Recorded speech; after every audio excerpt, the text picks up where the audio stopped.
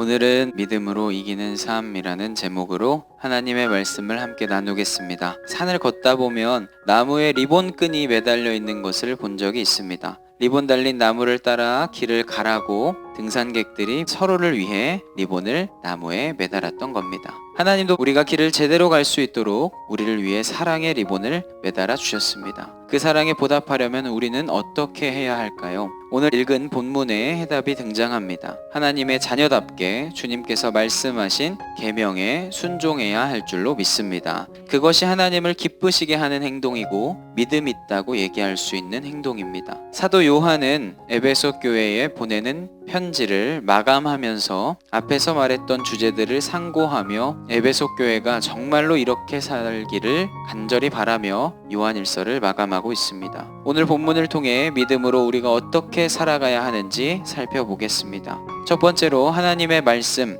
계명에 순종해야 합니다. 1절부터 보시면 예수 그리스도이심을 믿는 것부터가 시작입니다. 예수님이 나의 구주 되심을 믿는다면 마땅히 하나님의 말씀에 순종해야 할 줄로 믿습니다. 하나님을 사랑한다면 계명을 지키라고 말씀하십니다. 분명 진리 안에 자유하라고 했는데 또 계명을 이렇게 주신다고? 라고 물음표를 찍는 사람들도 있을 겁니다. 그러나 4절에 보시면 하나님께로부터 난 자마다 세상을 이긴다고 증거합니다. 세상을 이기는 승리는 믿음이라고 증거하고 있습니다. 우리가 하나님의 자녀라면 믿음이 있어야 하고 마땅히 하나님께서 나에게 하시는 말씀에 순종하며 살아가야 합니다. 우리가 하나님의 약속을 믿을 때 하나님께 전적으로 헌신하게 될 것입니다. 그때 승리는 완전해집니다. 믿음이 세상을 이기는 승리인 줄로 믿습니다. 두 번째로 예수님이 우리에게 영생을 주시는 분이라는 것을 믿어야 합니다. 6절에 물과 피로 임하신 이시니 곧 예수 그리스도라. 물로만 아니요 물과 피로 임하셨고 증언하는 이는 성령이시니 성령은 진리니라 라고 말씀하십니다. 세례와 십자가를 의미하고 있다는 것을 기억하기 바랍니다.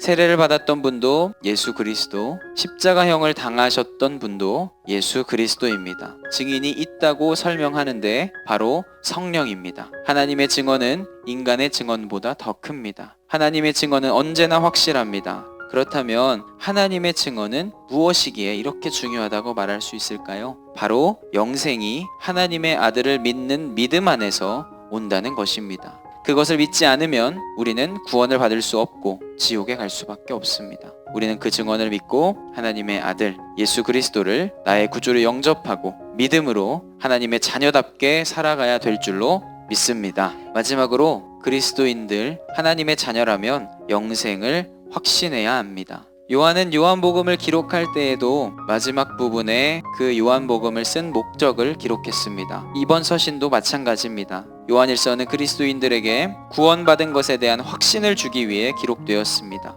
구원받은 확신, 영생이 있다는 것을 믿는다면 담대하게 기도하는 것은 아주 자연스러운 행동입니다. 하나님의 말씀이 우리 안에 거하면 우리가 기도하는 모든 것들이 그리고 우리가 구하는 모든 것을 다 받게 됩니다. 그렇다면 우리의 기도가 어떻게 바뀌겠습니까? 먼저 그의 나라와 그의 의를 구하게 됩니다. 하나님이 원하시는 것은 무엇인지 물어보는 기도를 하게 될 것입니다. 결국 그렇게 기도하며 나아갈 때 범죄하지 않고 믿음을 삶에서 나타낼 수 있게 됩니다. 믿음의 길에는 돌아갈 길이 없습니다. 믿음은 미련을 남기지 않습니다. 여러분 믿음으로 주님께 나아가십시오.